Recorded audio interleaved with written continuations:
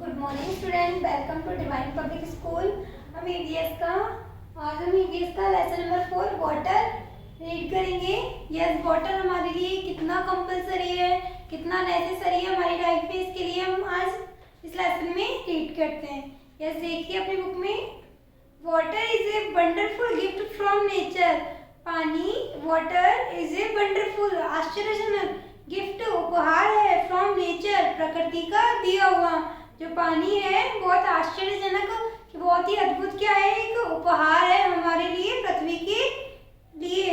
It is one of our most important needs. ये क्या है? It is one of our most important needs. ये हमारी जरूरतों में सबसे ज्यादा महत्वपूर्ण है। All living things need water for their survival. जो सारे लिविंग थिंग्स हैं जो सांस लेते हैं, नीड वाटर, आवश्यकता होती है वाटर की, फॉर देयर सर्वाइवल, उनके जीवन जीने के लिए। कि वे जितने लिविंग थिंग्स है, और लिविंग थिंग्स, उनको किसकी आवश्यकता होती है? वाटर की। किसके लिए? जीवन जीने के लिए। You can do the following activity to test it. अब आप आगे जो क्रियाएं करते हैं उनमें आप इस चीज को टेस्ट देख सकते हो। चलो देखते हैं हम। Take any healthy potted plant. एक क्या लीजिए? हेल्दी प्लांट, हेल्दी पोटेड, गमले में लगा हुआ एक पौधा हम लेते हैं, and place it in the sun, और उसे कहाँ पे रखेंगे?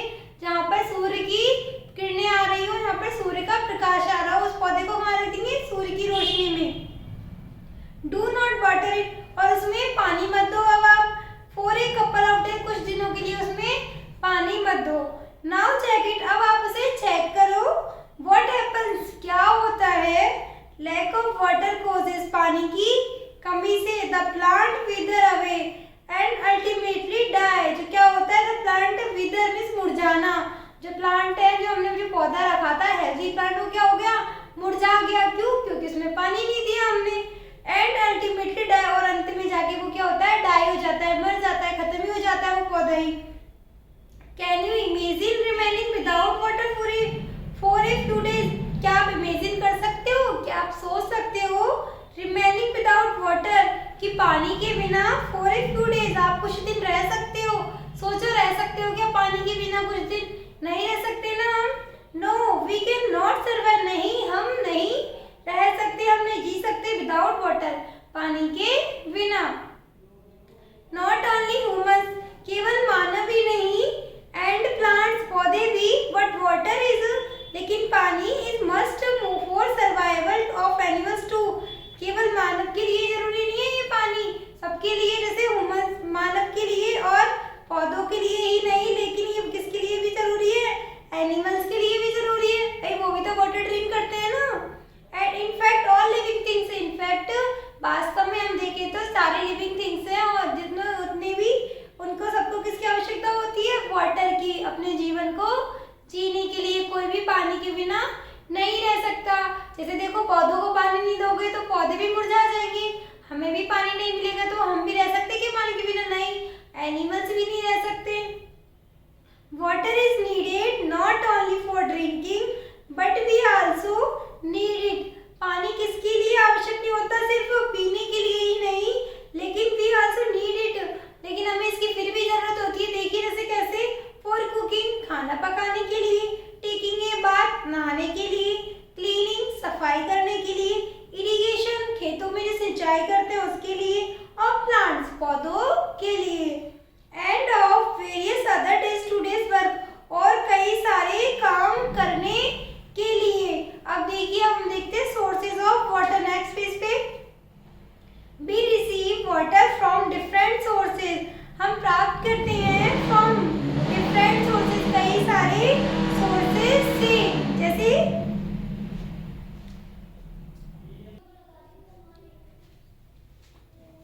Water, receive water from different sources, जैसे वाटर हमें बहुत सारे डिफरेंट सोर्सेज से प्राप्त होता है। देखिए, rain, seas, rivers, lakes, ponds, wells, etc. जैसे वर्षा से, सी समुद्रों से, रिवर्स नदियों से, लेक्स झीलों से, पॉन्ड्स तालाबों से, बेल्स कुओं से इत्यादि, इन सभी से हमें क्या? वाटर रिसीव होता है। Are the main source of water, ये क्या है? पानी के मेन सोर्सेज है। Water is taken from big lakes और रिवर्स,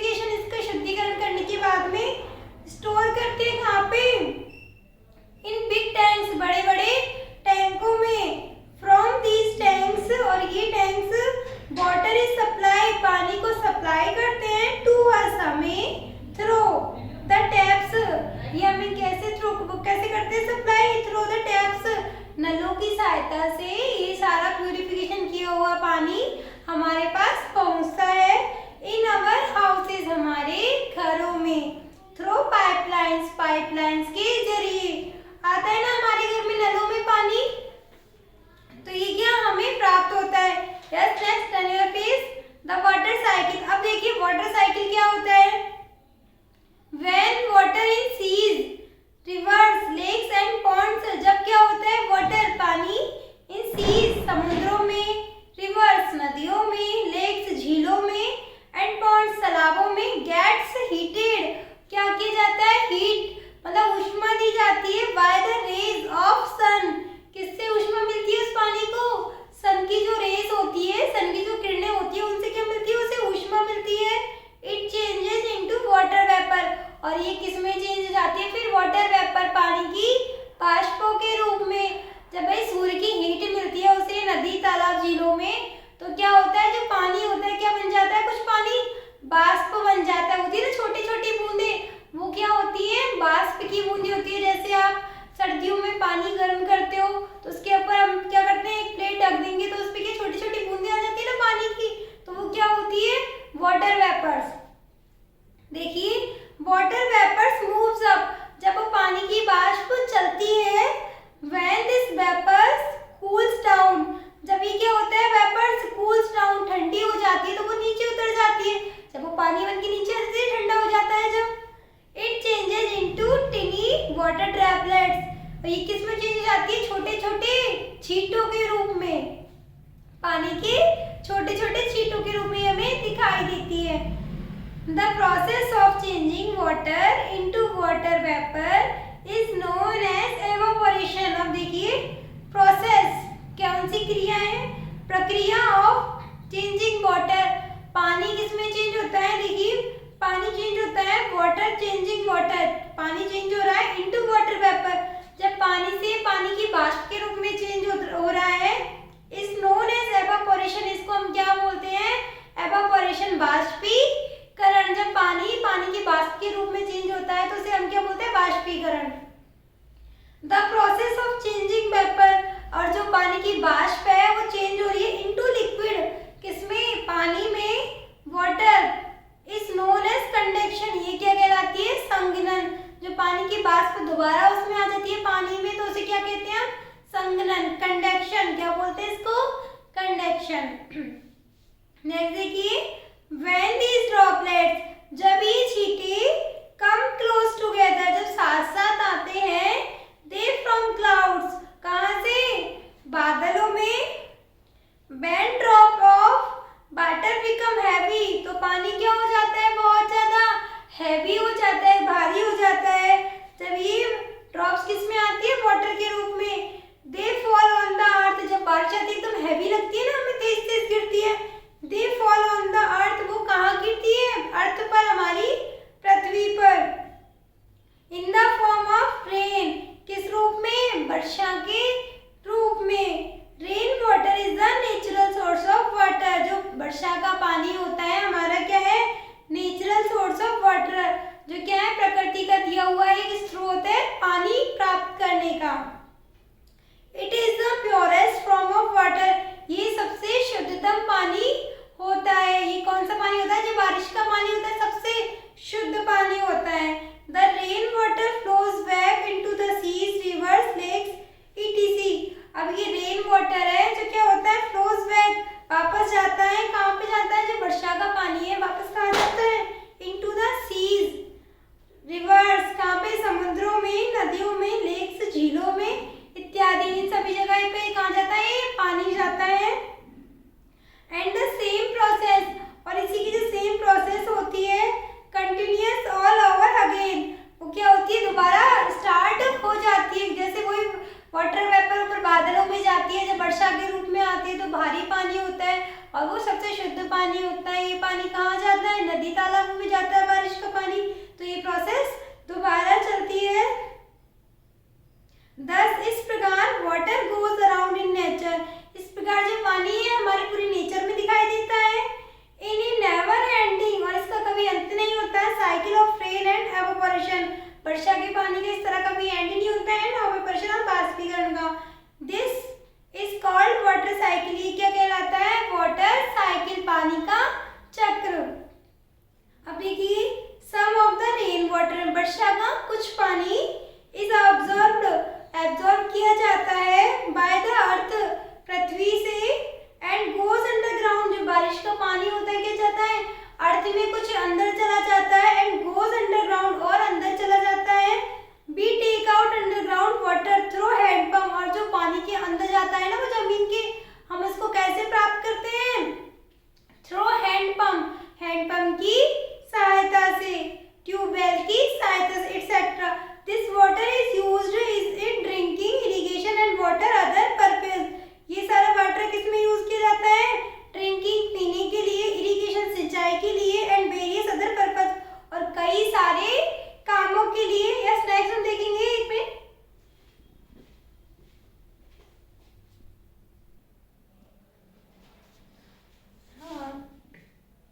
हम देख लेते हैं अभी storing of drinking water.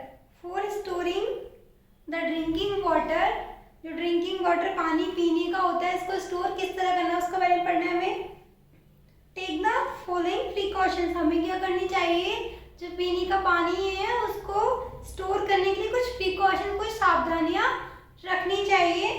Drinking water should be store, जो पानी पीने का होता है स्टोर करना चाहिए only in a clean utensil, एक ओनली सिर्फ और सिर्फ किसमें? एक साफ बर्तन के अंदर।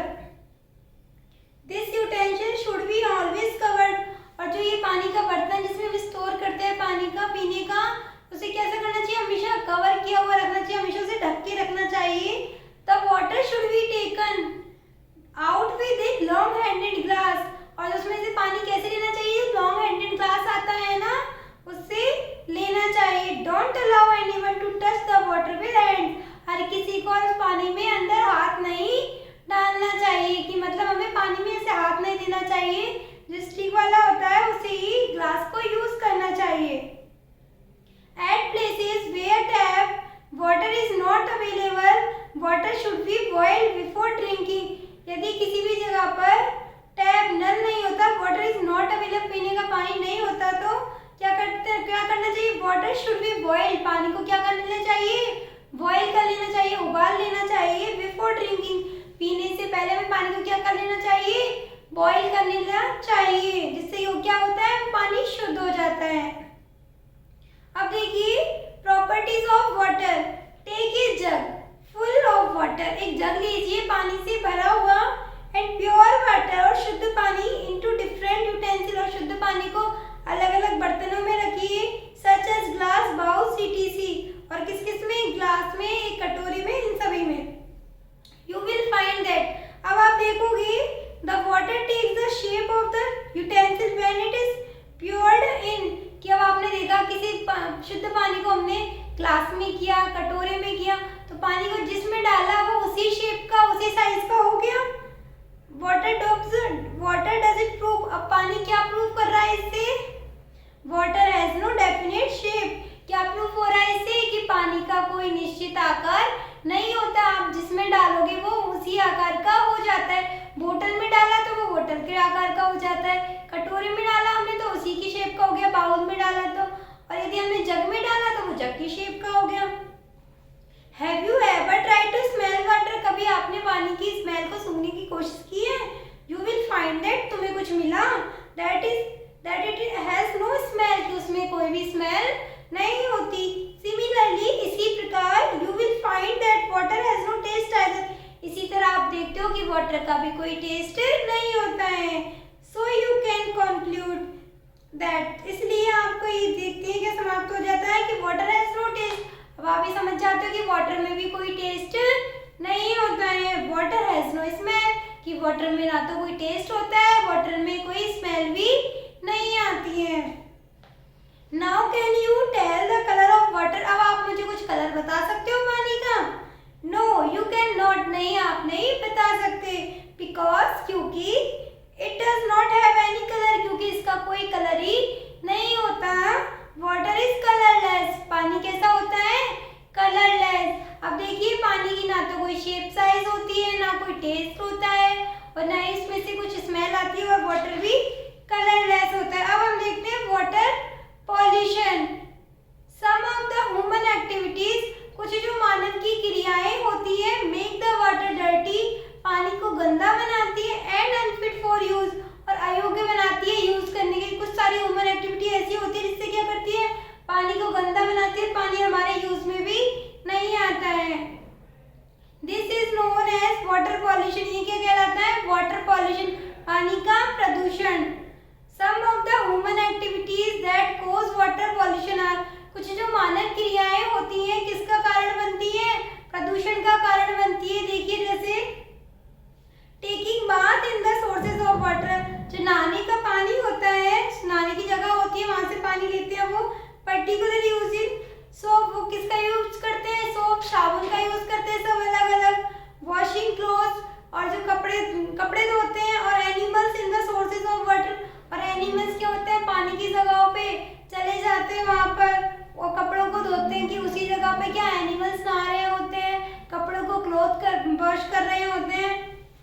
केमिकल वेस्ट, और जो फैक्ट्रियों से क्या केमिकल निकलता है, drained by factories into the river, जो बड़ी बड़ी फैक्ट्रियाँ होती है उनसे पानी निकलता है, गंदा पानी होता है उनका, तो कहाँ पे जाता है वो, रिवर्स, नदियों में जाता है। Disposal of untreated house hold, जो पानी की असंसाधित साधन होते हैं वहां से वेस्ट पानी जाता है, घरों से भी निकलता है गंदा पानी, into the source of water, जो पानी के स्रोत तक पहुंचता है। Rivers are one of the main source of drinking water in many cities, कई सारी सिटियों में, बड़े बड़े शहरों में क्या होती है, एक नदियां ही मेन सोर्स होती है ड्रिंकिंग वाटर का, पानी पीने का एक स्रोत होती है।